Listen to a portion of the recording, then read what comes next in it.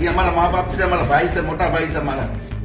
સંજય સોલંકી અપહરણ કેસમાં જયરાજસિંહ અને રાજુ સોલંકી વચ્ચે આખરે સમાધાનની જાહેરાત થઈ। ગોંડલમાં જયરાજસિંહ સોલંકીના બંગલામાં યોજાયેલી બેઠકમાં રાજુ સોલંકી, તેમનો પુત્ર સંજય સોલંકી તથા દલિત સમાજના અગ્રણીઓ પણ ઉપસ્થિત રહ્યા અને બંને વચ્ચે સમાધાનની જાહેરાત કરાઈ।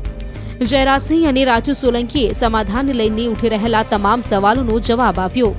બંનેએ આરોપ લગાવ્યો કે અનિરુદ્ધસિંહ રીબડાએ આ સમગ્ર ષડયંત્રમાં મોટો ભાગ ભજવ્યો છે। એ ઝઘડામાં મેં 12 કલાક મથામણ કરી અને એફઆઈઆર દાખલ કરાવી, ત્યારે એક પણ સમાજનો આગેવાન મારી સાથે નહોતો। હું રાજકોટ આવેલો, મારી બીપીની દવા ચાલુ છે, દવા લેવા આવેલો, મને અમારા એક આગેવાનનું જે દેવદાનભાઈ મુસળિયા છે એમનો મને ફોન આવેલો કે મને અનિરુદ્ધસિંહ બાપુનો ફોન આવેલો છે અને આપણે અનિરુદ્ધસિંહ બાપુને મળવા જવાનું રીબડા છે। ત્યારે હું રાજકોટથી રિટર્ન રીબડાની નજીક હતો ને મને ફોન આવ્યો એટલે મેં કીધું હું અહીં રીબડાની બાજુમાં જ છું। ત્યારે યોગેશ ભાષા, પિન્ટુ બગડા અને દેવદાન મુસળિયા મને અનિરુદ્ધસિંહ બાપુ પાસે લઈ ગયા। અનિરુદ્ધસિંહ બાપુ પાસે લઈ ગયા અને મને એવું કીધું કે આપણે ગોંડલ જવાનું છે। જેમ જયરાજસિંહ જાડેજાને ગોંડલ ગણેશ રીબડા આવ્યા અને અમારી આબરૂ કાઢી, એમ આપણે જયરાજસિંહ બાપુની આબરૂ કાઢવા જવાની છે। તો મને થોડોક રોષ હતો કે મારા દીકરાનું અપહરણ કર્યું, મારા દીકરાને માર્યો, એના અનુસંધાનું એને વાતમાં આવી ગયું। લડાઈ ગોંડલ 20 રીબડાની હતી। આમાં દલિત સમાજને કાંઈ લેવા દેવા નહોતું, પણ દલિત સમાજને ક્યાંક ને ક્યાંક દલિત સમાજના 2-3 રાજકોટ જિલ્લાના આગેવાન, 2-3 જુનાગઢ જિલ્લાના આગેવાન આખા સમાજને ગેરમાર્ગે દોર્યો। મારો સમાજ નિર્દોષ છે, મારા સમાજનામાં ક્યાંય દોષ નથી। સમાજે મને મદદ કરી છે, એ બદલ સમાજનો હું આભારી છું।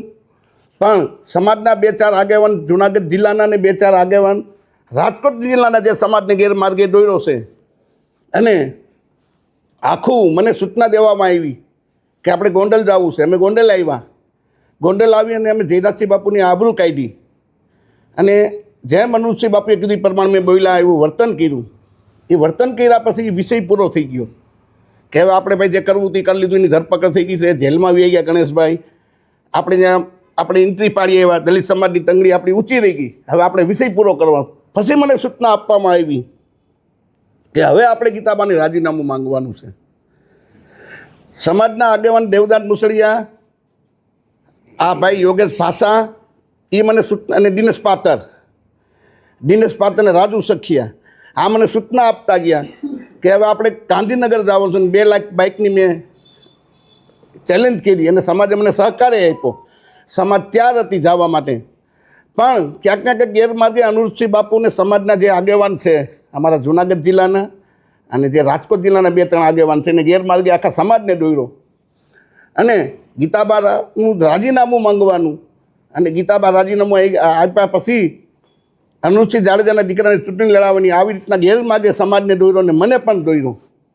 એટલે હું એની વાતમાં આવી ગયો કે આપણા સમાજના આગેવાન છે, આ સંજુ સોલંકી છે, રાજુ સોલંકીનો દીકરો નથી। રાજુ સોલંકી 30 વર્ષથી સમાજ માટે લડાઈ કરે છે અને ગમે ત્યારે ધોયડો જાય, આધી રાતે જવાનું થાય તો રાજુ સોલંકી જાતો, એટલે મેં કીધું આ દીકરો રાજુ સોલંકીનો નથી, આ સમાજનો, જો સમાજ જે નિર્ણય કરે એ।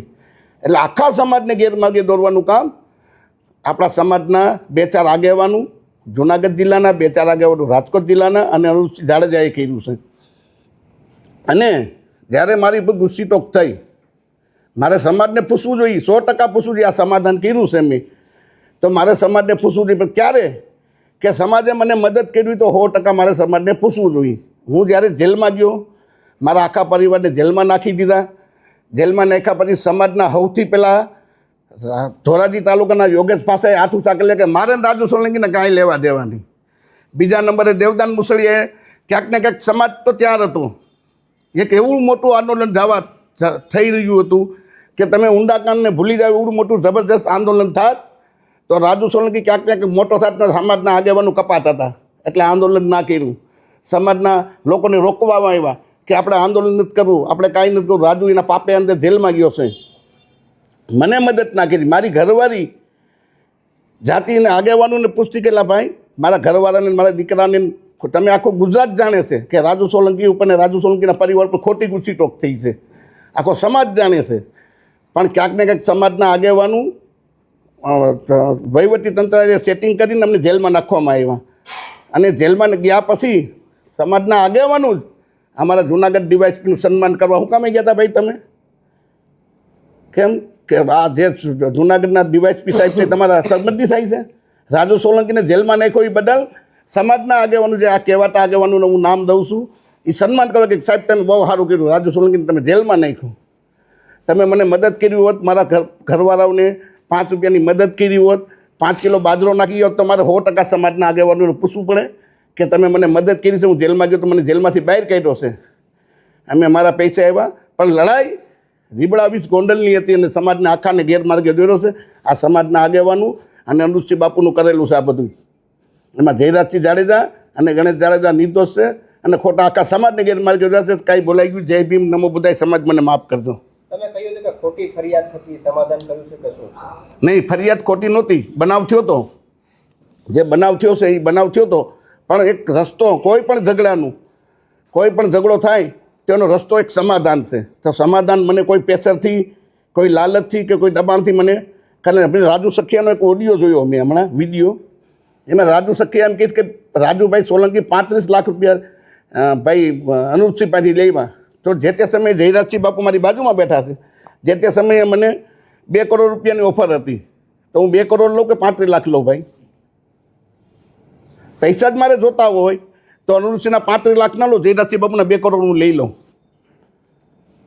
આક્ષેપ કરવામાં આવ્યો છે કે મોટી રકમથી સમાજ 1 રૂપિયો લીધો નથી અને મારે પૈસાની જરૂરી નથી ભાઈ. સમાજ વિરોધમાં ગયો છે, શું કહે? નહીં, સમાજ વિરોધમાં નથી. જે સમાજના આગેવાનું છે, જે 2-4 કહેવાતા જુનાગઢ જિલ્લાના, 2-4 કહેવાતા રાજકોટ જિલ્લાના, જેને ભાઈક બતાવીવાળા છે, હમણાં હું એને 1 લાખ રૂપિયા ગીચામાં નાખી દો એટલે અમારા રાજુ સોલંકી ભગવાન હમણાં મારા વખાણ કરવા માંડે. ભાઈ મને તમને ખબર છે કે ઘોઘાવદરમાં ભેગા થયા તો 15 જણાથી 16 જણા માણસ નહોતા. અને આજે તમે પાછળ જોયું, સમાજના જ આગેવાનો છે જે બેઠા, એ પવિત્ર છે, નિષ્ઠાવાન છે, એ આગેવાનો અમારી સાથે છે. પણ જેને ભાગ બતાવીવાળા છે, જેને પૈસા જોતા છે, જે આની પહેલાં તમને ખબર હોય તો દિનેશ પાટર ઉપર જે કંઈ બનાવ થયો હતો અને દિનેશ પાત્ર રોતો હતો, એ વિડીયો તમને મેં બતાવ્યો હમણાં, એનો રોતો જ્યારે એ મને વાવડાવવા મળ્યા છે કે એ સુરત મિટિંગ થઈ હતી અને સુરતથી કોઈ ચોક્કસ આગેવાનું પાસેથી પૈસા લાવીને આવવાના હતા. એટલે આવા એના ધંધા છે. સમાજને હાથ જોડીને વિનંતી છે કે આવા આગેવાનોને વાતોમાં ના આવતા. અને મારે પૂછવું જોઈએ સમાજને, પણ જ્યારે મને સમાજે મદદ કરી હોય તો મારે 100% પૂછવું જોઈએ. કોઈ સમાજના માણસ 1 કિલો તેલ મારે ઘેરે કે 1 કિલો બાજરો આપી ગયા હોય તો મને કે અમે 1 કિલો બાજરો કે 10 રૂપિયા રાજુભાઈને ઘેરે કે એના પરિવારને મદદ કરી છે, તો મારે 100% પૂછવું જોઈએ. આજુબાજુમાંથી મને એવી વાત મળેલી કે ભાઈ રાજુભાઈ સોલંકીએ કોઈ મોટા પૈસાનો સોદો કરીને આ સમાધાન કર્યું છે.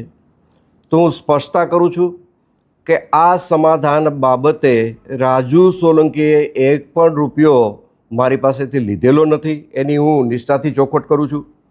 રાજુ સોલંકીએ જરૂર મારી પાસે એક વાત રજૂ કરી છે, પણ એમાં રાજુ સોલંકીનો કોઈ સ્વાર્થ નથી. રાજુ સોલંકીએ મારી પાસે એ વાતનો પ્રસ્તાવ મૂક્યો હતો કે હું અમારા સમાજની ગરીબ દીકરીના સમૂહ લગ્ન કરવા જઈ રહ્યો છું. સમાજ પાસેથી મારે ફાળો લેવાની ઈચ્છા નથી. તમે મને આ સમૂહ લગ્નમાં ભોજન સમારંભના ખર્ચમાં તમારે મને મદદ કરવાની છે અને આ ભોજન સમારંભ તમારે મને કરાવી દેવાનો છે. અને એમાં મેં રાજુને હા પાડેલી છે. બાકી રાજુએ કોઈ રોકડા પૈસાની વાત, કોઈ સમાધાન પેટે સોદાની વાત રાજુ સોલંકીએ મને ક્યારેય કરેલી નથી. રાજુ સોલંકી ક્યારે 1 પણ પૈસાનો મારે વહીવટ થયેલો નથી. હું બધાને વિનંતી કરું છું કે આ પ્રકરણને અવળે રસ્તે દોરવા માટે, ગુમરાહ કરવા માટે જે વાતો સમાજની વચ્ચે મૂકવામાં આવે છે, એમાં મૂળ મુદ્દો પૈસા છે. પૈસાની આ સમાધાનની અંદર કોઈ વાત નથી આવી. પૈસાનો કોઈ સોદો નથી. જે મારી અને રાજુ સોલંકીના પરિવાર વચ્ચેની જે ગેરસમજ હતી એ ગેરસમજ અમે સામે બેસીને દૂર કરી છે.